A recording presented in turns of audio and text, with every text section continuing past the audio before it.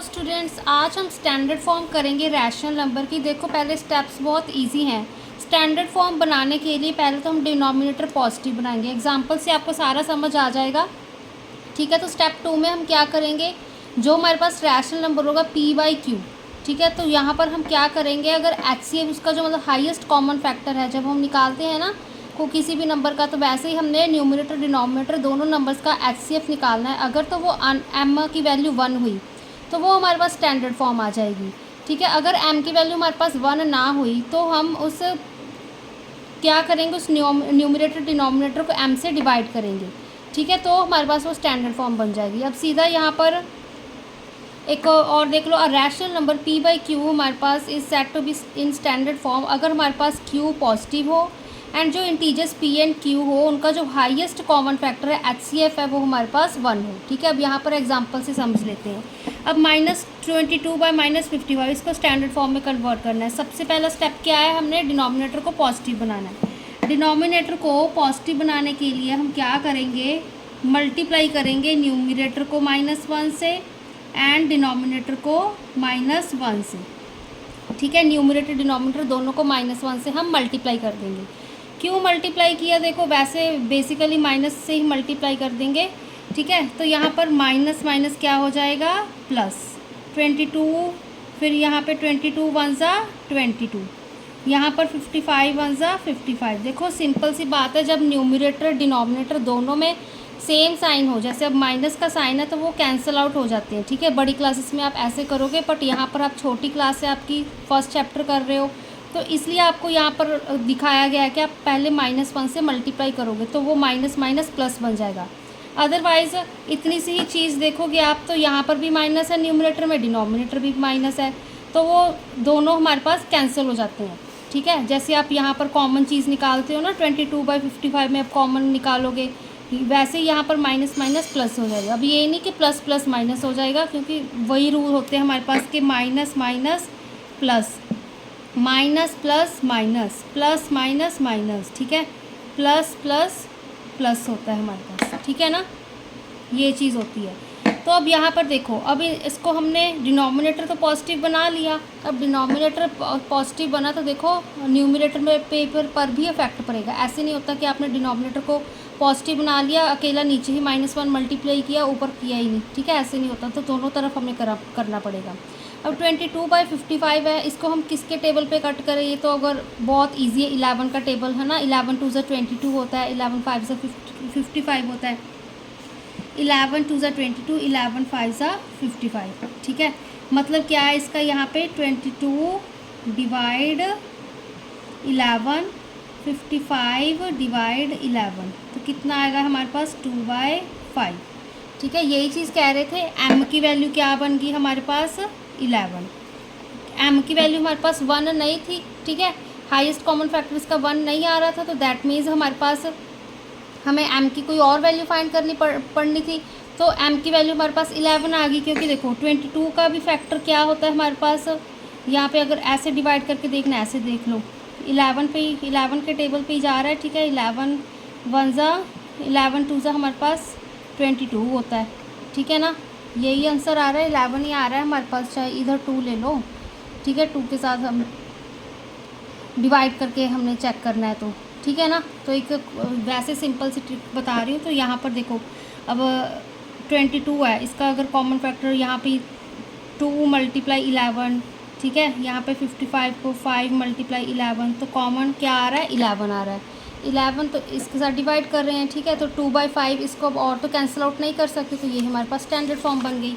ठीक है, अब देखो क्या कह रहा है, find X such that rational number in each of following pairs are equivalent. ठीक है, एक्स की वैल्यू फाइंड करने हैं कि हमारे पास जो फॉलोइंग पेयर्स दो ये दिए हुए हैं, फर्स्ट एंड सेकंड पार्ट, क्या कह रहे हैं, ये इक्विवेलेंट हो।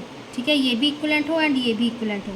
इक्विवेलेंट के लिए क्या था हमारे पास, हम क्रॉस मल्टीप्लाई करते थे, जैसे x/12, यहाँ पे 5/6। ठीक है, इसको हमने क्रॉस मल्टीप्लाई कर दिया, तो 6 × x 6x is equal to 12 × 5।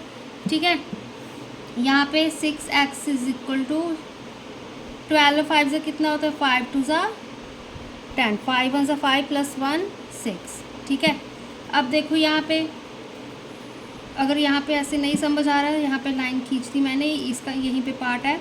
ठीक है, तो यहाँ पर देखो, यहाँ पे मैंने क्या लगा दिया 1। चलो नेक्स्ट स्टेप में कर देती हूँ। 6 divide 1 multiply x is equal to 60। ये चीज़ करी अब मैंने। ठीक है, ये तो आपको पता होना चाहिए क्योंकि देखो इस मल्टीप्लाई में है। ठीक है, लेफ़्ट साइड में है, जब राइट हैंड साइड में जाएगा इस टर्म का क्या हो जाएगा, रेसिप्रोकल हो जाएगा। ठीक है, अगर यहाँ पे प्लस का साइन होता तो ये टर्म हमारे पास राइट हैंड साइड जाके माइनस की बन जाती। ठीक है, तो अब ये क्योंकि यहाँ पर मल्टीप्लाई का साइन है तो ये राइट हैंड साइड जब जाएगा तो 6/1 का रेसिप्रोकल 1/6 हो जाएगा। ठीक है, डिनोमिनेटर में हम 1 लिख सकते हैं अगर किसी के नंबर में डिनोमिनेटर हमें ना दिया हो। ठीक है, तो x is equal to 60 multiply 1/6। ठीक है, ये चीज़ आ गई। अब 6 × 60 होता है तो x की वैल्यू क्या आ गई, 10 आ गई। ठीक है, x की वैल्यू 10 आ गई। तो x इज़ इक्वल टू 10 के लिए क्या कह रहा है हमारे पास, ये इक्विवेलेंट है। ठीक है, अगर चेक भी करना है हमारे पास, यहाँ पे 10/12 पुट किया, यहाँ पे 5/6। तो ठीक है, इसको अगर हम यहीं पे पहले कैंसिल आउट कर लो, 2 5 × 10, 2 6 × 12। ठीक है, तो क्रॉस मल्टीप्लाई करोगे 6 5 × 30 इज इक्वल टू 6 5 × 30। ठीक है, तो आंसर हमारे पास सेम आ रहा है, तो ये हमारे पास सही है। सेकंड पार्ट देखो इसका, 15/x ये टर्म दी हुई है। अब इसको हम 15/x माइनस 3/8। ठीक है, इसको हम क्रॉस मल्टीप्लाई कर देते हैं, क्या आएगा, 15 × 8 इज इक्वल टू -3 × x। ठीक है, अब देखो हमारे पास क्योंकि अब यहाँ पे इक्वल टू का साइन दिया हुआ है। ठीक है, चाहे अगर इनइक्वालिटी का भी साइन दिया हो तो हम टर्म्स को चेंज कर सकते हैं। ठीक है, सिंपली इस टर्म को हम राइट हैंड साइड लिख देते हैं, -3 × x इज इक्वल टू 15 × 8, ताकि आपको कंफ्यूजन ना हो। अब यहाँ पर देखो 15 को 8 के साथ चलो बाद में मल्टीप्लाई कर लेंगे। अब हमें यहाँ पर पता है कि इसको हम डिनोमिनेटर में लेके जाएंगे, यहाँ पे x एज इट इज़, क्योंकि मल्टीप्लाई, अब यहाँ पर ये नहीं कंफ्यूजन हो क्योंकि 3 के आगे माइनस का साइन है, बट यहाँ पर तो मल्टीप्लाई है ना, हमने ये सारा, ये एक नंबर है, ये एक नंबर है। ठीक है, इसके बीच का साइन देखना है, तो -3 यहाँ पर क्या चला जाएगा, डिनोमिनेटर में। यहाँ पे अगर हम 1 भी लेके चले तो मल्टीप्लाई -1/- 3 आएगा ना। तो देखो 3 1 × 3, 3 5 × कितना होता है, 15। ठीक है, तो x की वैल्यू 5 8 × 40। ठीक है, ये माइनस का साइन डिनोमिनेटर था, उसको हमने न्यूमरेटर में कन्वर्ट कर दिया। ठीक है, चाहे ऐसे करके देख लो, मल्टीप्लाई -1 मल्टीप्लाई -1 करके आप ले आओ। ठीक है, तो इसका ये आंसर आएगा। फिल इन द ब्लैंक्स में क्या है हमारे पास, -3/5 है। अब यहाँ पर ब्लैंक्स फिल करनी है हमने। ठीक है, 6 यहाँ पर फिल करनी है, यहाँ पर फिल करनी है। सबसे पहले हम ये वाला पार्ट उठा लेते हैं, -3/5 इज इक्वल टू, यहाँ पे 6 रख लिया। ठीक है, अब देखो यहाँ पर हमारे पास डिनोमिनेटर में हमने क्या बनाना है, -15 बनाना है। ठीक है ना, -15 बनाने के लिए हम मतलब क्या मल्टीप्लाई करेंगे, 5 के साथ हम क्या चीज़ मल्टीप्लाई करें कि डिनोमिनेटर में हमारे पास -15 बन जाए। 5 मल्टीप्लाई -3। ठीक है, 5 3 × 15 होता है, क्योंकि -15 चाहिए तो 3 के साथ करेंगे। ठीक है, तो यहाँ पर क्या आएगा, देखो न्यूमरेटर में भी मल्टीप्लाई करेंगे हम, यहाँ पर -3, यहाँ पर चलो दोबारा लिख लेते हैं, -3/5 है ना, तो यहाँ पे -3 था, मल्टीप्लाई -3, डिनोमिनेटर में भी 5 मल्टीप्लाई यहाँ पे -3। क्यों, यहाँ पर देखो 5 3 × 15 प्लस माइनस माइनस, यहाँ पे 3 3 × 9, माइनस माइनस क्या होगी यहाँ पे प्लस, तो यहाँ पर क्या आ जाएगी वैल्यू हमारे पास 9। ठीक है ना, हमने क्योंकि डिनोमिनेटर में -15 बनाना था तो उसके अकॉर्डिंग क्या होती है हमारे पास वैल्यूज़ चेंज हो रही है। ठीक है, उसके न्यूमरेटर में मतलब इसके हम 9 फिल कर देंगे। जब हम ये वाला पार्ट चेक कर रहे हैं, ठीक है ना, अब हमने क्या करना है, न्यूमरेटर में हमने न्यूमरेटर में हमने 6 बनाना है। ठीक है, 6 बनाने के लिए यहाँ पर हमारे पास -3 है, -3 को किसके साथ मल्टीप्लाई करेंगे, 2 के साथ। -3/5 है ना, तो यहाँ पे -3 मल्टीप्लाई -2, यहाँ पे -3 था, सॉरी 5 था यहाँ पे प्लस का, मल्टीप्लाई -2, माइनस माइनस प्लस 3 2 ज़ा 6, माइनस प्लस माइनस 5 2 ज़ा 10।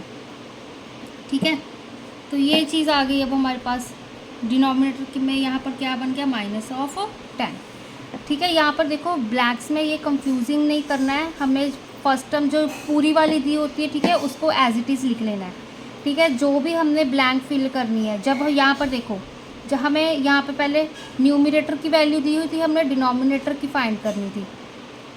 ठीक है ना, अगर हमने डिनोमिनेटर की वैल्यू फाइंड करनी थी दैट मीन्स हम ऊपर चेक करेंगे, ऊपर हमारे पास 6 दिया हुआ है, तो ऊपर हमने 6 बनाने के लिए यहाँ पर क्या मल्टीप्लाई करेंगे। ठीक है, ऊपर 6 बनाने के लिए हम यहाँ पर क्या मल्टीप्लाई करेंगे, जो हमें पूरा रैशनल नंबर दिया हुआ है, तो उसके साथ हमने देख लिया, हमने -2 मल्टीप्लाई कर दिया, तो वही चीज़ हमने डिनोमिनेटर में मल्टीप्लाई कर दी, तो हमारा डिनोमिनेटर का आंसर आ गया। ठीक है, एक ब्लैंक फिल होगी। जब हम दूसरी की बात कर रहे हैं, यहाँ पर हमें डिनोमिनेटर में वैल्यू दी हुई है, हमने न्यूमरेटर की वैल्यू फिल करनी है, तो हम डिनोमिनेटर में हमें अब -15 दिया हुआ है। ठीक है, तो मतलब 5 को हम जो पूरा रैशनल नंबर दिया है उसको चेक करेंगे कि उसमें हम डिनोमिनेटर में जो वैल्यू दी है उसके साथ क्या मल्टीप्लाई करें कि आंसर हमारे पास -15 बन जाए।